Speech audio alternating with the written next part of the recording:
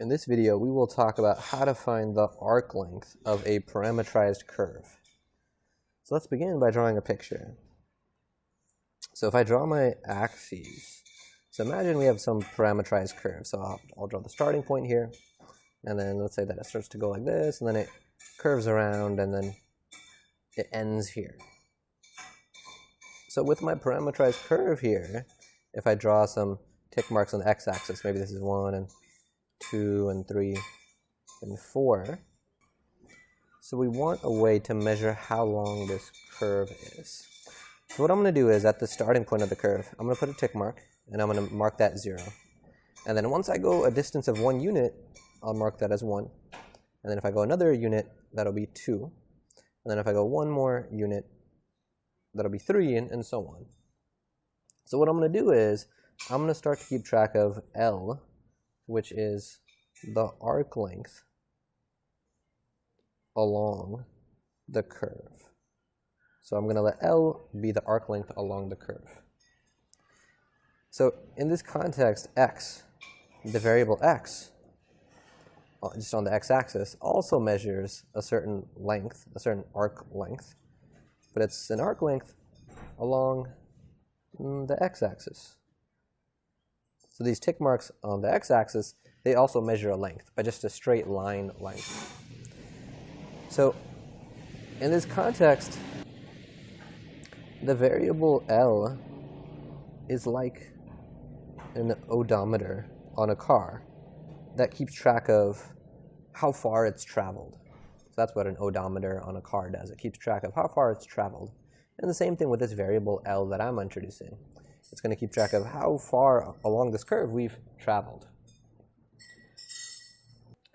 Alright, so what we are going to do is look at a small section of this curve. So let's say I look at a point here to a point here. So a small section of that curve. And along this small section, whoops, sorry about that. So along that small section, I'm going to call this distance here along it, I'm going to call that the change in L. Okay, and what I can do here is I can draw a vertical line like that, and then a horizontal line like this. And then they make a right angle. So if I zoom in a little bit, and then I draw the hypotenuse of that right triangle, we get something like this. So in this picture, this horizontal length, I'll call this delta x, and the vertical length, I'll call it delta y. So for a small change in time, so for example, for that section of the curve we just looked at, the curve is approximately linear. The smaller chunk of time that I look at, the curve gets progressively more and more linear in terms of how it looks. All right, so then what I can do is I can use the Pythagorean theorem to estimate how long delta L is. So Pythagorean theorem tells me that delta x squared plus delta y squared is approximately equal to delta L squared. Because it's not exactly equal to, because delta L is curvy, and the hypotenuse is just a straight line. And now what we can do is let's divide. So I'm going to begin by just writing both sides. This is approximately equal to delta L squared. I'm going to divide both sides by delta t squared. So divide it by delta t squared. And same thing on the right-hand side. Divide it by delta t squared. Let's zoom it out one more time so I can write a little bit more. And then let's let delta t approach 0. So as delta t approaches 0, what do we get? So as delta t approaches 0, delta x over delta t becomes a derivative. It becomes an instantaneous rate of change, dx dt. And then everything is being squared here, so this is squared. And then in the same way, delta y over delta t. As delta t goes to 0, that becomes dy dt squared. And as we take this limit, as delta t approaches 0, this approximation becomes exact. So this is exactly equal to delta L over delta t squared. Okay, so now let's isolate for the delta t, sorry, dl dt. So if I square root both sides, we get dl dt equals the square root of dx dt squared plus dy dt squared.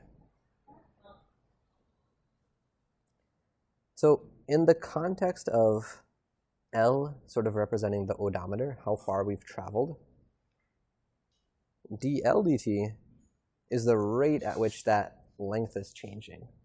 In other words, it sort of measures the speed, how quickly along this curve we're traveling. Or in our car analogy, that's the speedometer. dl dt is like the speedometer. All right, so now what I'm going to do is I'm going to take this equation that we have for dl dt, and let's integrate both sides from t equals a, whatever the starting time is, to t equals b, whatever the end time is. So doing that, we get the integral from a to b, dl dt, and my variable here is t, so I'm going to put a dt in the integral, and that, on the other side, that'll be the integral from a to b again, of the square root of dx dt squared plus dy dt squared, dt squared dt. Okay, so on the left-hand side, we are taking the integral of dl dt. And using the fundamental theorem of calculus, this will end up being just L of t, because that's the antiderivative of the derivative, dl dt. And then I plug in b, and I plug in a.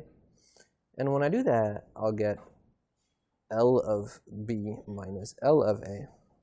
But L of b just tells me, well, how far along the curve have we traveled at the end time? L of a tells me how far along the curve have we traveled by the start time. So overall, that's just the arc length from t equals a to t equals b. So that's what the left-hand side is. So the left-hand side represents arc length, and let's keep the right-hand side as it is. So integral from a to b, dx dt squared plus dy dt squared and dt, and that is a formula for the arc length of a parametrized curve. Alrighty, so let's do an example where we use this. Okay, so this is going to be example 2. The graph of x equals cosine cubed t and y equals sine cubed t. So this is a parametrization. This whole thing is a parametrization. Parametrization of this curve that I've drawn below. So I need both the equation for x and the equation for y to describe this curve. And t is in between 0 and 2 pi here. The question is, find the perimeter of the shape. So if we use our formula for arc length, the perimeter is going to be the integral. So the start time is 0 and the end time is 2 pi, because the problem specifies that for us. Okay, and then it's square root of dx dt squared plus dy dt squared dt. All right, so we have to compute dx dt and dy dt and then square them. Okay, whoops, this should be a squared. All right, so what is dx dt? So for this, we need the chain rule. So we'd get 3 cosine squared t, and then derivative cosine t is negative sine t, so I'll put the negative in front. So negative and then the sine t. So now if we square this, we get dx dt. Actually, let me write it like this. I need to square both sides. So that was dx dt. If we square that, we end up with 9 cosine to the 4th t, sine squared t. Now let's do dy dt. dy dt, using the chain rule, the first 3 comes down, and we'll get 3 times sine squared t, and then I have to multiply by the derivative of sine, which is cosine. But in my integral here, I have to square that. So squaring both sides, squaring this side, we'll get 9 sine to the 4th of t, and then cosine squared t. All right, so now we are ready to plug in and start evaluating this integral. So we get p equals the integral from 0 to 2 pi, big square root, and inside it, we'll get 9 cosine to the 4th t sine squared t plus 9 sine to the 4th t cosine squared t. Okay, so we've written the dx dt squared and the dy dt squared, and we're summing them. Okay, so this is the integral from 0 to 2 pi. And there are certain common terms we could take out. So there's a 9, there is a cosine squared t, and a sine squared t, that's common. And this is all in the square root. And when we factor that out, we are left with cosine squared t from the first term, plus, and then sine squared t from the next term. So sine squared t. Okay, and then dt. All right, so this thing in the parentheses is really nice, because cosine squared plus sine squared, that is 1. So that simplifies really nicely. So we have this integral from 0 to 2 pi. Square root of 9 is 3. So for the square root of cosine squared sine squared, I want to do a little aside here, because that square root doesn't simplify to, I think, what we might think. So we might think, just by looking at it, that it becomes cosine t sine t. And it turns out that's not quite right. And I'm going to talk about why here. So let's just keep track of x and the square root of x. And ultimately, I'm going to ask myself, are these the same? Is x equal to square root of x squared? So if I try plugging in a couple of values in for the x, if I plug in 3, then I get, on the other side, I get square root of 3 squared, square root of 9, which is 3. If we plug in negative 3, we get the square root of negative 3 squared. So again, square root of 9, which is 3. But notice that x cannot be equal to the square root of x squared. Let me put a slash through that. Cannot be equal to the square root of x squared, because if it was, when we plugged in negative 3 in for the x, we would have also gotten out negative 3. So what is the square root of x squared actually equal to? Well, notice that when we plugged in a positive value like 3, we got the same thing out, 3. But when we plugged a negative value in, squaring it turns it into a non-negative number. So the output always ends up being non-negative. And what's the function that does that? Takes a number and makes it non-negative. It's the absolute value of x. That's actually what the square root of x squared equals. It's actually absolute value of x, not x. So what I needed around this was an absolute value around the cosine t and around the sine t. All right, so we have this. How do we deal with the absolute value now?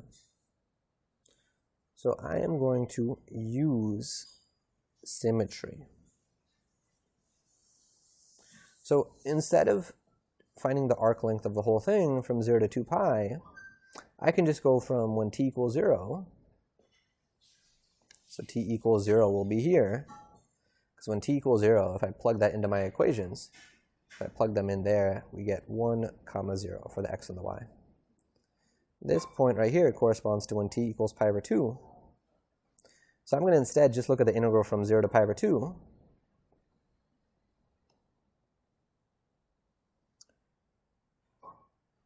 Zero to pi over 2. But if I do that, I have to multiply my answer by 4 to get what I actually need. So we'll get 4 times this integral. And then we'll have 3. And then on the interval from 0 to pi over 2, we get to just write cosine t, sine t without the absolute values. And that's since cosine t and sine t are both greater than or equal to 0 on the interval from 0 to pi over 2. Alrighty. So this is an integral that we can handle. Okay, so I copied over to the next page to give myself some more room. But the way we do this is, we could do it in a couple ways, but one way is u sub. So I'm going to skip the u sub steps. Okay, because I wanted to focus more on just the setup and how do we do one of these arc length problems. So if you do the u sub and we work out what this is, we'll get 4 times, and then the integral becomes 3/2. And multiplying 4 by 3/2, we get 6. And that's our answer. That is the arc length here. So in terms of our goals for this section, we have done this second goal. We've talked about how to find the length of a parametrized curve.